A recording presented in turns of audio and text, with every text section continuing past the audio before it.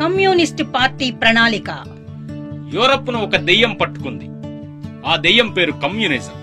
దెయ్యాన్ని వదిలించటానికి పాత యూరప్లోని అధికార శక్తులన్నీ ఒక పవిత్ర కూటమిగా ఏర్పడ్డాయి.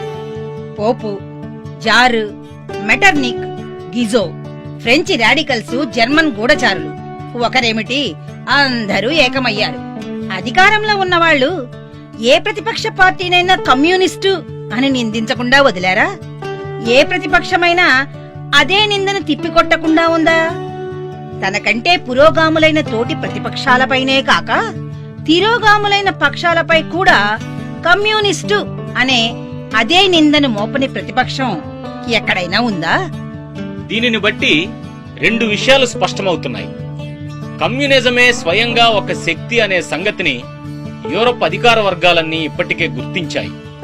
కమ్యూనిస్టులు తమ అభిప్రాయాలను, తమ లక్ష్యాలను, తమ ధోరణులను బహిరంగంగా మొత్తం ప్రపంచం ఎదుట ప్రకటించాల్సిన సమయం వచ్చింది. కమ్యూనిస్టు దెయ్యం అనే ఈ కాకమ్మ కథను తిప్పికొట్టడానికి వారు తమ పార్టీ ప్రణాళికను ప్రచురించాల్సిన తరుణం ఆసన్నమయ్యింది. ఈ ఉద్దేశంతో వివిధ జాతులకు చెందిన కమ్యూనిస్టులు లండన్లో సమావేశమై ఈ ప్రణాళికను రూపొందించారు. దీనిని English, French, German, Italian, Flemish, Danish భాషల్లో ప్రచురించడానికి కూడా నిర్ణయించారు.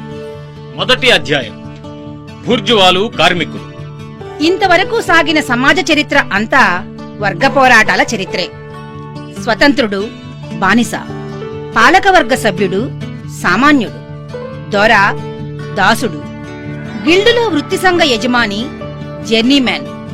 ఒక్క మాటలో చెప్పాలంటే పీడకుడు, పీడితుడు ఒకరికి ఒకరు ఎదురు బొదురు శత్రువులుగా నిలబడ్డారు. ఒకప్పుడు ప్రచ్ఛన్నంగా, మరొకప్పుడు బాహాటంగా నిరంతరాయంగా పోరు జరిపారు. ఈ పోరు వల్ల ఒక్కోసారి సమాజం మొత్తంగా విప్లవాత్మక పునర్నిర్మాణానికి గురయ్యింది. ఒక్కోసారి ఇరు వర్గాలు సర్వనాశనమయ్యాయి. బూర్జువా వర్గం అంటే ఆధునిక పెట్టుబడిదారీ వర్గం. సామాజిక ఉత్పత్తి సాధనాల సొంతదారులే బూర్జువాలు. వారు వేతన కార్మికులను, కూలీలను పనిలో పెట్టే యజమానులు. శ్రామిక వర్గం అంటే సొంత ఉత్పత్తి సాధనాలు లేనందున బతకడానికి తమ శ్రమశక్తిని ఇతరులకు అమ్ముకోక తప్పని వర్గం. అదే ఆధునిక కార్మిక వర్గం. ఇక్కడ చరిత్ర అంటే ఆనాటి లిఖిత చరిత్ర మాత్రమే. కమ్యూనిస్టు ప్రణాళిక మొదట వెలువడిన నాటికి వర్గాలు, ఆస్తి లేని ఆదిమ సమాజం గురించి ఏమీ తెలియదు. రష్యాలో ఒకప్పుడు భూమిపై ఉమ్మడి యాజమాన్యం ఉందని ప్రణాళిక వెలువడిన కొంతకాలానికి హక్స్ తౌసెన్ కనుగొన్నాడు. జర్మన్ జాతులన్నీ ఆదిమ సమాజం నుంచే మొదలయ్యాయని మౌరర్ రుజువు చేశాడు. ఇండియా నుంచి ఐర్లాండ్ దాకా ప్రతి చోట గ్రామ సమాజాల్లో ఆదిమ సమాజపు జాడలు కనిపిస్తాయని ఆయన అన్నాడు. మోర్గాన్ ఆదిమ సమాజాల అంతర్నిర్మాణాన్ని అద్భుతంగా ఆవిష్కరించాడు. ఆదిమ ప్రజా సమూహాలు అంతరిస్తూనే సమాజం వేరువేరు వర్గాలుగాను, చివరికి శత్రువర్గాలుగాను విడిపోతుంది. నేను రాసిన కుటుంబం పుట్టుక, సొంత ఆస్తి, రాజ్యాంగ యంత్రం గ్రంథంలో ఆదిమ సమాజాల విచ్చిత్తిని వివరించడానికి ప్రయత్నించాను అని ఎంగిల్స్ పేర్కొన్నాడు.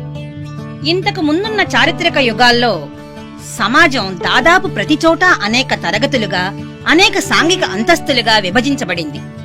ఈ విభజన సంక్లిష్టంగా ఉండేది.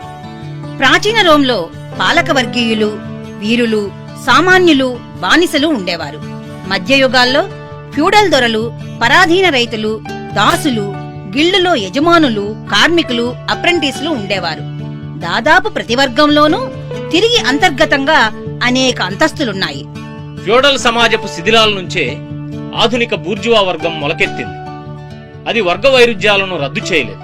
కాకుంటే పాతవాటి స్థానంలో కొత్త వర్గాలను, కొత్త దమన పద్ధతులను, కొత్త పోరాట రూపాలను తెచ్చిపెట్టిందంతే. మనది బూర్జువా యుగం. దీనికి విశేషమైన లక్షణం ఒకటి. అది వర్గ వైరుధ్యాలను సరళం చేసింది. సమాజం అంతకంతకు రెండు మహాశత్రు శిబిరాలుగా విడిపోతుంది. బూర్జువా వర్గము, శ్రామిక వర్గము అనే రెండు మహావర్గాలు ఒకదానికి సవాలుగా మరొకటి ఎదురు నిలిచాయి. మధ్యయుగాల్లోని భూదాసుల నుంచి చట్టబద్ధ హక్కులున్న బర్గర్లు అంటే నగర స్వతంత్ర పౌరులు పుట్టారు. వీరి నుంచే తొలి బూర్జువాలు తయారయ్యారు. అమెరికా ఖండాన్ని, ఆఫ్రికా ఖండం చుట్టూ పోయే సముద్ర మార్గాన్ని కనుక్కోవడం వల్ల అప్పుడే ఎదుగుతున్న బూర్జువా వర్గానికి కొత్తగా మరిన్ని అవకాశాలు వచ్చి పడ్డాయి.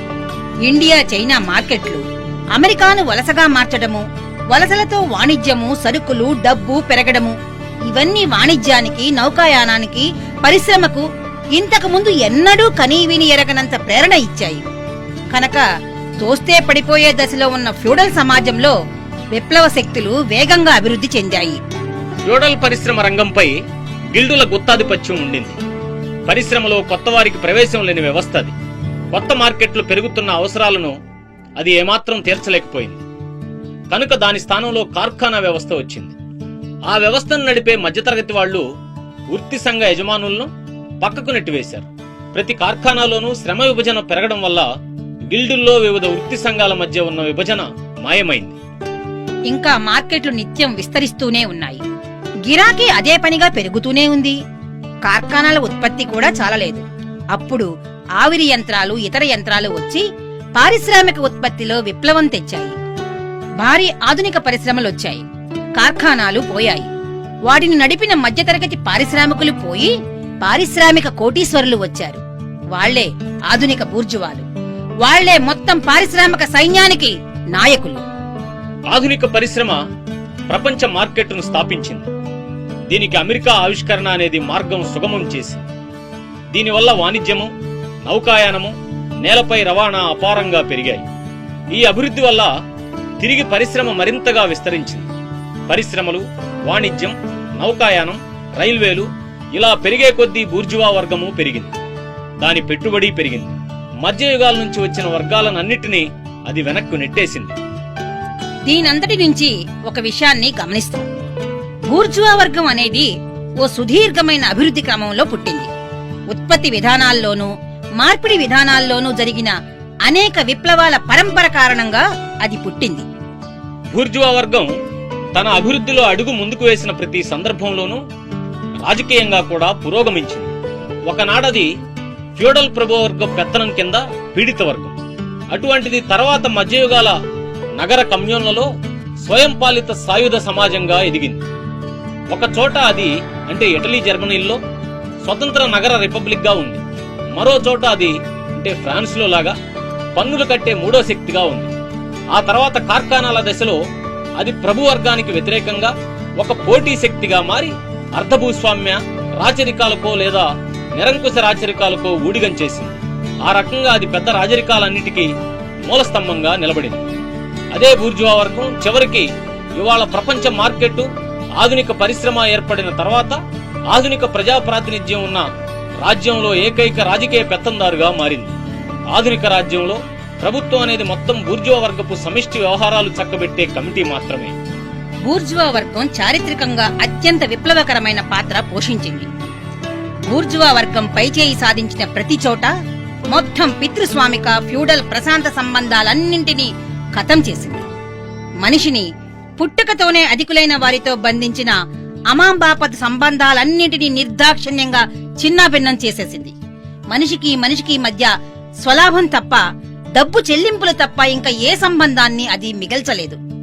మతోన్మాదాన్ని, రణోత్సాహాన్ని, చిల్లర అనురాగాలని, వేడి నిట్టూర్పుల్ని, ఈ స్వర్గ సంబరాలన్నింటినీ అది సొంత లాభనష్టాల బేరీజు అనే అతి చల్లటి నీటి గుంటలో ముంచేసింది. అది మనిషి విలువను మార్పిడి విలువగా లెక్కగట్టింది. అంతకు ముందున్న అసంఖ్యాకమైన శాశ్వత హక్కులన్నిటినీ తొలగించింది. వాటి స్థానంలో ఒకే ఒక అడ్డగోలు స్వేచ్ఛని నెలకొల్పింది. అదే వాణిజ్య స్వేచ్ఛ. దీనంతటినీ ఒక్క మాటలో చెప్పొచ్చు. మత రాజకీయ భ్రమణ మాటన సాగే దోపిడీని తొలగించి దాని స్థానంలో నేరుగా బాహాటంగా సిగ్గు ఎగ్గు లేని పాశవిక దోపిడిని అది ప్రవేశపెట్టింది. ఇంతకు ముందు ప్రజలు భక్తి గౌరవాలతో ఆదరించిన వృత్తులను అది నీచపరిచింది. వైద్యుడిని, న్యాయవాదిని, పురోహితుడిని, కవిని, శాస్త్రవేత్తని అది తన జీతగాళ్లుగా మార్చుకుంది. కుటుంబం నుంచి దాని మమతానురాగాల మేలి ముసుగుని చించి పారేసి కుటుంబ సంబంధాలన్నిటినీ కేవలం డబ్బు సంబంధాలుగా అది కుదించింది. మధ్యయుగాల్లో పాశవికమైన ఆవేశాల ప్రదర్శనను తిరోగమనవాదులు మెచ్చుకుంటారు. కానీ దానికి అనుబంధంగానే ఉండిన ఆనాటి పచ్చి నిష్క్రియాపరత్వాన్ని బూర్జువా వర్గం ఎత్తిచూపింది. మనిషి కార్యశీలత ఏది సాధించగలదో చరిత్రలో మొట్టమొదటిసారి అది నిరూపించింది. ఈజిప్టు పిరమిడ్లను, రోమ్ కాల్వలను, గోధిక్ దేవాలయాలను మించిన అద్భుతాలను అది సృష్టించింది. ఒకనాటి సామూహిక వలస ప్రయాణాలను, మత దండయాత్రలను మరిపించే మహాయాత్రలను అది సాగించింది. ఉత్పత్తి పరికరాల్లో నిరంతరాయంగా విప్లవం తేకుండా బూర్జువా వర్గం మనలేదు. ఆ రకంగా అది ఉత్పత్తి సంబంధాల్లోనూ మొత్తం సామాజిక సంబంధాల్లోనూ విప్లవం తెస్తుంది. ఇందుకు భిన్నంగా అప్పటికున్న ఉత్పత్తి విధానాన్ని చెక్కు చెదరకుండా కాపాడుకోవడమే పాత యుగాల పారిశ్రామిక వర్గాలన్నిటి మనుగడకు మొదటి షరతు. ఉత్పత్తిలో నిత్య విప్లవము, సకల సామాజిక పరిస్థితులను నిరంతరాయంగా కల్లోలపరచటము, అంతులేని అనిశ్చిత్వము ఇవన్నీ బూర్జువా యుగాన్ని అంతకు ముందున్న అన్ని యుగాల నుంచి వేరు చేసి చూపుతాయి. నిశ్చితమైన గడ్డగట్టుకుపోయిన అన్ని రకాల పాత సంబంధాలతో పాటు వాటిని అంటిపెట్టుకుని ఉండే పరమ పావనమైన దురభిప్రాయాలు కూడా ఈ యుగంలో తుడిచిపెట్టుకుపోయాయి. కొత్తగా ఏర్పడే సంబంధాలు సైతం ఇంకా స్థిరపడక ముందే పాతబడి పక్కకి పోతున్నాయి. గట్టిగా ఉన్న ప్రతిదీ గాలిలో కలిసిపోతుంది. పవిత్రం అనుకున్న ప్రతిదీ మైలపడుతుంది. చివరికి మనిషి తన భ్రమలు తొలగించుకోక తప్పదు. తన నిజమైన పరిస్థితులను, తనలాంటి వారితో తనకు ఉన్న సంబంధాలను గ్రహించక తప్పదు. తన ఉత్పత్తులకు నిరంతరాయంగా పెరిగే మార్కెట్ కావాలి కనుక